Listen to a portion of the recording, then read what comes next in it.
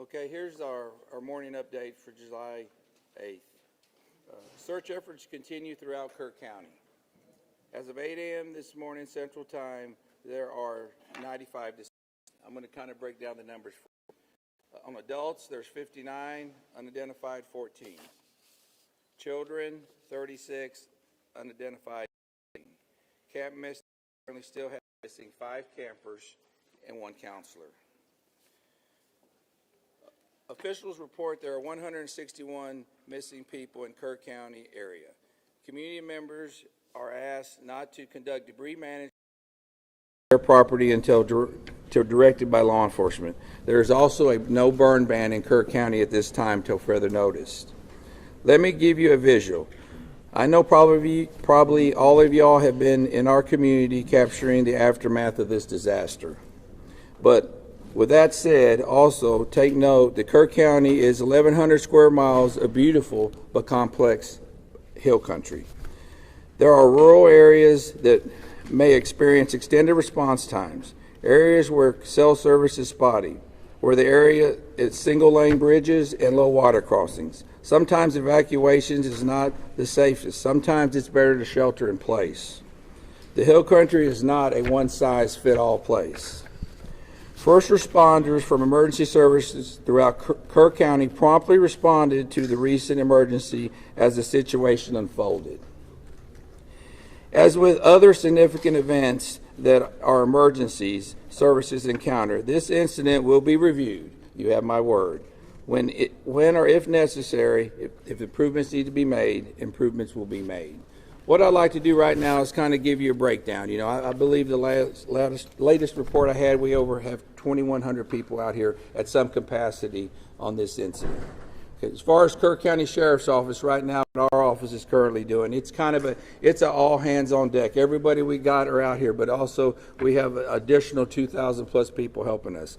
But as far as our patrol division, you know, right now they're involved in answering calls. Y'all have to remember, we still got day-to-day calls we have to handle. But they're also involved in different kinds of rescue and recovery efforts.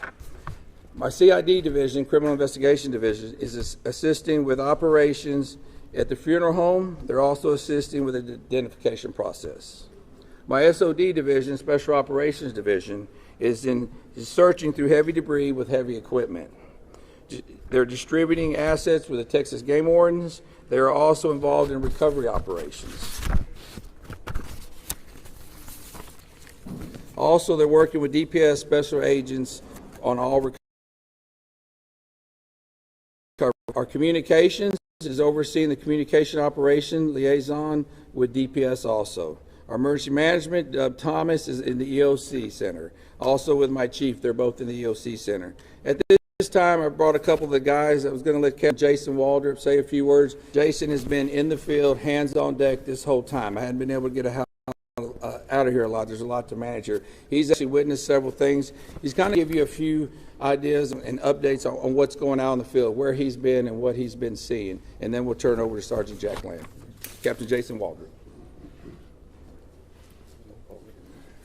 Nope. Go ahead, sir. So the sheriff just wanted me to kind of give you all an update on some of the things that we as the sheriff department have been doing. One particular thing that we have done in order to help assist in locating the missing is we have coordinated a team with a local construction company, the Texas Department of Public Safety, some fire departments from within Kerr County, a fire department from Acuña, Mexico, and we are looking and searching the deeply impacted flood debris along the river. So these areas are where a lot of this debris is bottlenecked. So it's a lot of large trees, it's a lot of the vehicles, it's a lot of home structures have built up in these areas. So we are using very heavy equipment, excavators, skid loaders, to remove this material and do a deep impact search of where this is. So what we ask is, for those who are out there working, the local residents, the families of the missing, even some of the search teams, if you see these very large excavators working, please avoid these areas. We are trying to control these work sites. We have spotters on the ground, so as this material is being removed, we are looking for anything of a sign of a person that may be within this material. These operators have very limited vision with these large excavators, so please avoid these areas that they're working. We're still spotting areas up and down the river where we can take apart these materials and hopefully locate some more of the missing. So that's one main thing that we've been doing along the river to help this process. Sergeant Lamb. Thank you. Morning. Jonathan Lamb, Kerrville Police Department. We want to remind folks that if you've reported a loved one missing and they've returned home safely or been found safely, it's vitally important that you let us know that that person is no longer among the missing. We need to keep an accurate count, as accurate as possible. So if you've reported somebody missing and they've been recovered safely, please let us know. Go to the website kerrvillemissing.dps.texas.gov or call 830-258-1111. And once again, kerrvillemissing.dps.texas.gov, 830-258-1111. We are actively working to ensure that we have an accurate count so that we know who to look for. And now I want to talk to the people here in this community, inside the city limits of Kerrville, people in Kerr County. A few things. We know that folks are beginning to clean up. And we have large debris piles. And we ask them not to use heavy equipment to take down those debris piles until they've been checked by a search party, because it's possible there are victims in that debris pile, and we don't want to disturb that.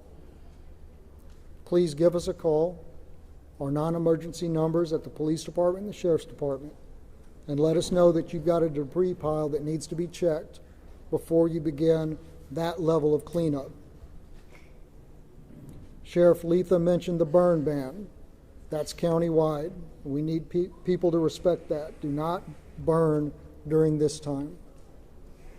And we continue to ask people to steer clear of the area and let our first responders work. Again, this operation is ongoing and continuous.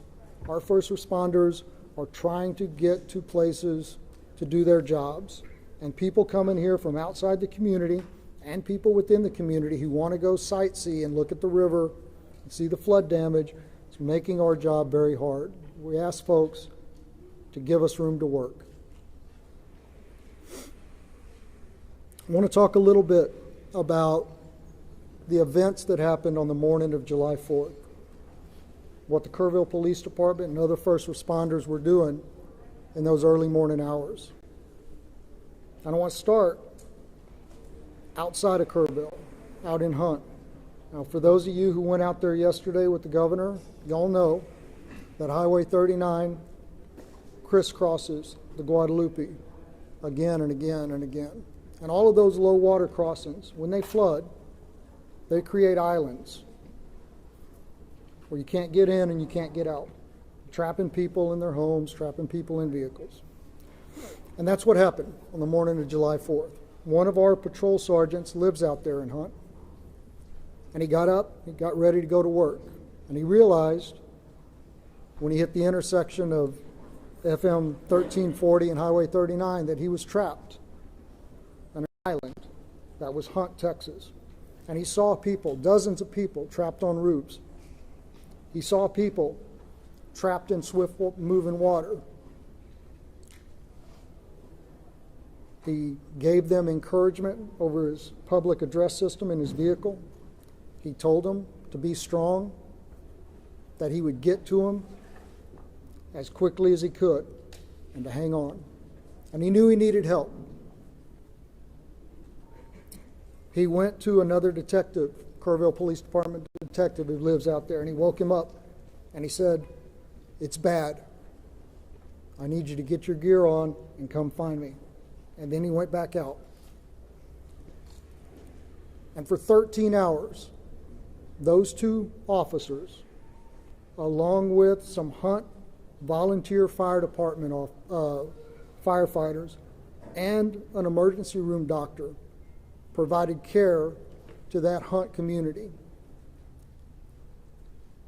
When it was safe to do so, they waded into the water and they rescued people. They got people down off of roofs. They collected them there at the Hunt School. There was a young boy with a pretty severe leg injury that was given first aid treatment throughout the day. Other people came. Many of them were injured. They provided first aid. They coordinated helicopter evacuations for the most critically injured, communicated the situation back to our emergency dispatch center at the Kerrville Police Department. When the waters began to recede, they knew that vehicles would be making their way out there when it was safe to do so. So they went back and forth clearing out debris to clear a path for those vehicles.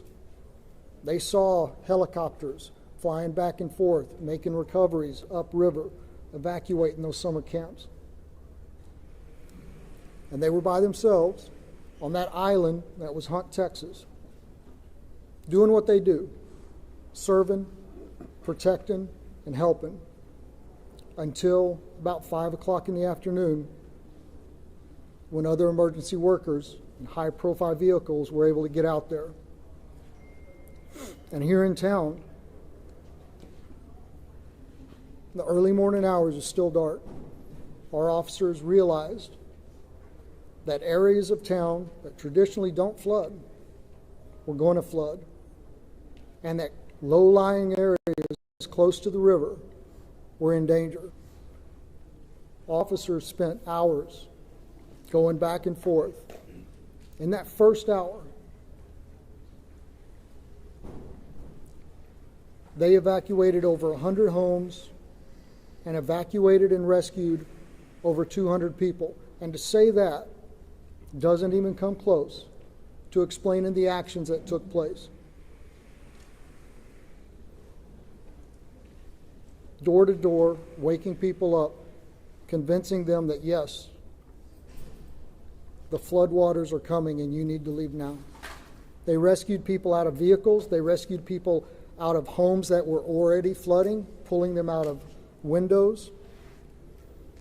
They entered water. There's a trailer park that flooded in minutes. One officer was there by himself, and he realized, I need help.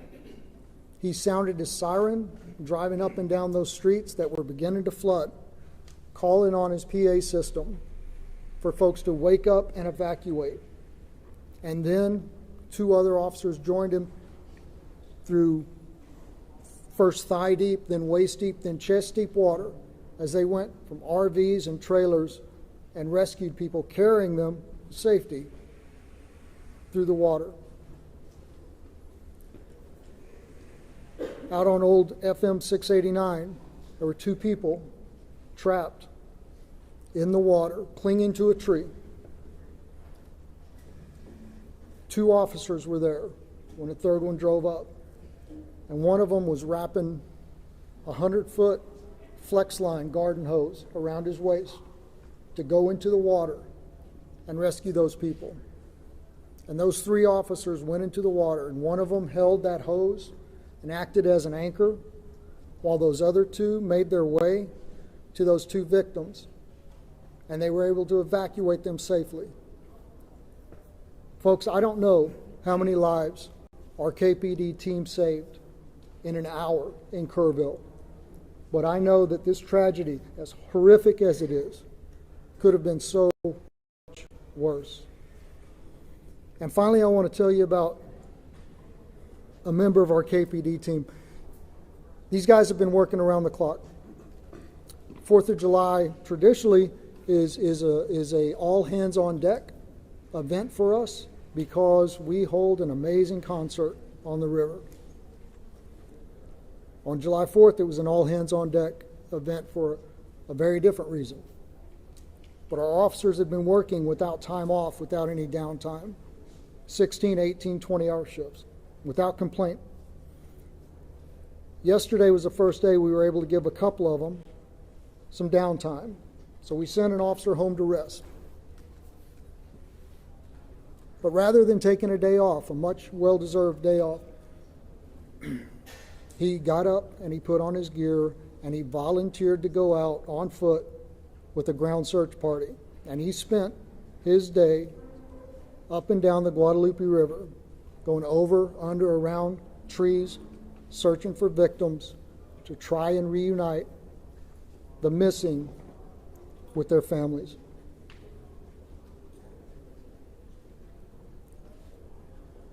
I think that is Texans helping Texans in the greatest sense of the word. That's what community is. And that's what's important right now.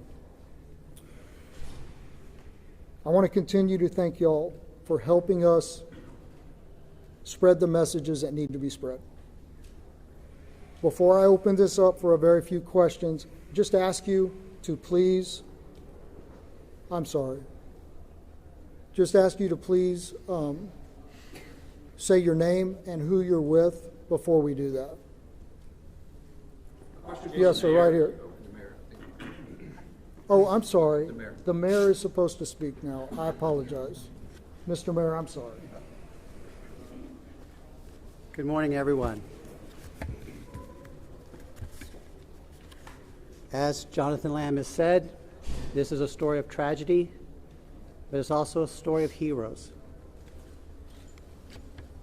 Captain Walter, thank you for all you've done. Every first responder, thank you for all you have done. The recent numbers reported break my heart. And they break the heart of everyone up here, everyone who's been working since July the 4th. I want you to know, I think it's important for the public to know, I think it's important for the families to know. In that Emergency Operations Center, there's not little silos of departments and agencies. They're working as one team with one goal: to find the missing and bring them home.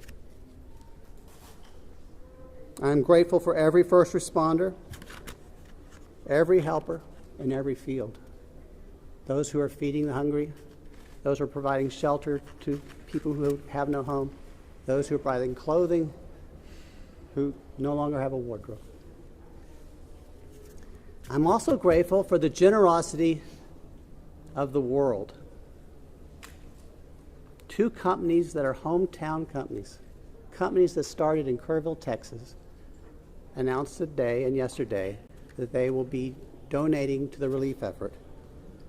Everyone in Kerrville is proud of HEB and James Avery Artisan Jewelry. Had a different name for so long, I'm sorry. Those two companies started here. Their heart is here. We are committed to helping others.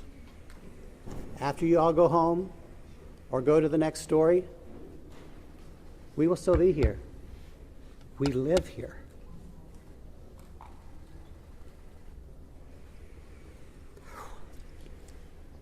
We've lost friends here. If you feel able to donate to the relief fund, the best source we are recommending is the Community Foundation of the Texas Hill Country. That's the community. Their website is communityfoundation.net. There's a link at the top of that page to help you donate. Now listen, I'm married to a retired first grade teacher. And I learned a little bit about classroom management from her. If you yell questions at us, we're probably going to pick someone else to answer, okay? So if you feel the need to yell your questions, I will feel the need to not answer your question. In first grade, they raised their hands. That might be a good start. Yesterday was a disaster, and I was embarrassed. Our town was embarrassed. Your viewers were embarrassed. And I don't want that to happen again. Now, I'm going to do something I've been told to do. I'm going to turn it back to Jonathan Lamb to start the question and answer period. However, please make my retired first grade teacher wife proud and raise your hands. Thank you. Okay, once again, just say your name, please, and who you're with. And I had already called on you, so yes, sir. Thank you, sir. I'm Ernie Zuniga with KSAT 12 in San Antonio. Question for the sheriff. The code red alert system has come under a lot of scrutiny in recent days, and now there's reports of a timeline on Friday morning where an Ingram volunteer fire department commander asked the Kerr County Sheriff dispatcher for the code red to be issued. The dispatcher says, I can't, I have to get a supervisor's approval for that. Almost 6 hours passes until 10 o'clock, when 10:04, when the code red is issued. How do you account for that lapse of time? What happened and what could have happened in that time? Okay. As I've said earlier, with every significant event, we're going, with every emergency, we're going to have to, there's going to be an after action. Please, y'all, listen to those words, after action, okay? Those questions are going to be answered. I believe those questions need to be answered to the family of the missed loved ones, to the public, to the people that put me in this office. Those need to be, and I want that answer, and we're going to get that answer. And I know that's going to be asked over and over. Please understand that. We're not running. We're not going to hide from everything. That's going to be checked into at a later time. I wish I could tell you that time. I don't know that time. Let me share something with y'all. One of the main things I've been doing is going and visiting the family. We still have some of those missed loved ones here. I go visit them twice a day. As a sheriff, what I want is I want closure for those people. Okay, and those are important questions. We will answer those questions. I wish y'all would bear with me in that. Okay, bear with me. We'll get them. I can't tell you in a week or two. Okay, we're going to get them. I'm not trying to deflect them. Okay, my primary. I asked you. I've been in this business 36 years. I don't know if any of y'all, how many of y'all have gave notifications, death notifications. I've done them. What is worse, a death notification or telling somebody I don't know where your loved one was? That's my priority. Okay, now please understand that. Sir, Sergeant Lamb. Sergeant Lamb. Tammy from the Hill Country Community Journal. Yes, we talked a lot about the recovery effort, and it's amazing, but I wonder what we can tell the displaced families. Where do they go? How do they get in touch with FEMA? I think there's a lot of that we haven't had a chance to discuss it. Right, so unfortunately, I don't have the FEMA number. I know there is a FEMA hotline specifically for this, and I don't have it at my fingertips, and I apologize for that. We are pushing out the recovery information through our social media post. The First United Methodist Church, 321 Thompson Drive, is still the shelter operation for displaced persons through this disaster. They are fully equipped and still accepting folks. Sergeant Lamb. Yes, sir. Louis Amastor from the Kerr County Lead. Yeah. Sergeant Lamb, yesterday the governor's office said there was 161 missing. Is that a Kerr County number, or is that a roll-up number? Where are we at with the number of missing? It's my understanding that the number that the governor referred to was a Kerr County number. And again, I have no reason to doubt that number, and it was compiled from the best available information.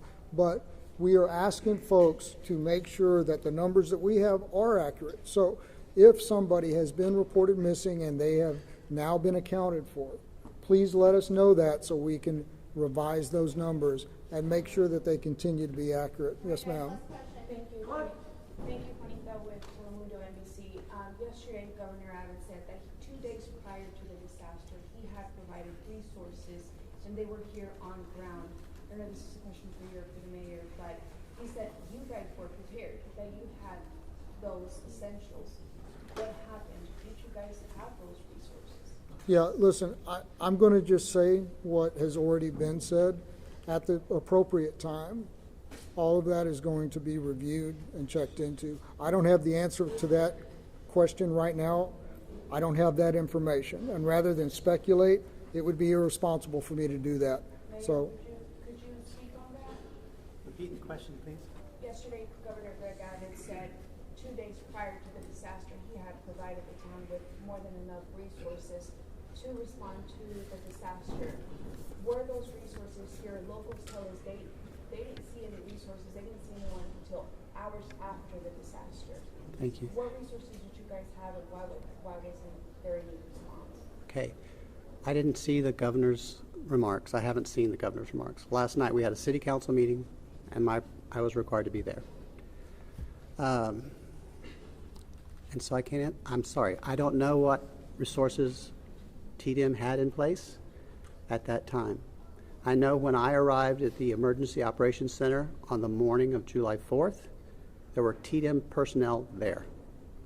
But what assets they were able to use that morning, I'm sorry, I do not know. Mr. Mayor, can I, Mr. Mayor? Listen, people are yelling, and I didn't really But want y'all to. if you offer only 3 questions, then you're going to have people Guess yelling. what? You're in Kerrville, and we're going to do it my way.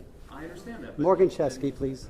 Mr. Mayor, records show that the concept of flood warnings have been discussed at least 24 times by the county. What's the biggest reason that these systems have not gone into place at this point? You know, Morgan, you and I grew up here. And I wasn't in office during those discussions. And frankly, I'm more focused on the future than the past, as you know. What I can say is the governor, the lieutenant governor, the Speaker of the Texas House have all provided us support, and they have all said this is a priority for the upcoming special legislative session. As mayor of Kerrville, as someone who grew up here, I am grateful for their support, and I look forward to what they proposed in the special session. My last question will be you. Thank you, sir. Shimon Provost from CNN. The Lieutenant Governor said that on July 3rd that the county judges and city mayors were invited on a daily call Thursday to discuss weather forecasts. Were you on that call? Were you invited to that call? And do you know if the county judge was also on that? I can't speak for the county judge. That would be hearsay. And I'm not going to contradict the information you have. But I will tell you, personally, I did not receive a telephone call. You weren't invited to the call, I did not receive a telephone call. and you were never given any information about what assets were brought into the area. So I wasn't invited to the call. I'm not trying to deflect, No, but I understand. I Do don't. you know why any idea how that would happen? Or? Maybe I'm not a local mayor. I can't tell. All right. Thank you, guys. Please, from Mexico, All right, folks, I appreciate that, and I appreciate the decorum that was shown this morning. So, as y'all are aware, gentlemen, just do me a favor, I'm not quite finished yet. All right, so as y'all are aware, there's not going to be a 1500 presser. What we are going to do is send out an update, any updates through the email list. And once again, if you haven't gotten on our email list, that's going to be JIC, J-I-C, at kerrvilletx.gov. I'll give it to you again, JIC at kerrvilletx.gov. Thank y'all. Sergeant, what time did your fellow officer come up?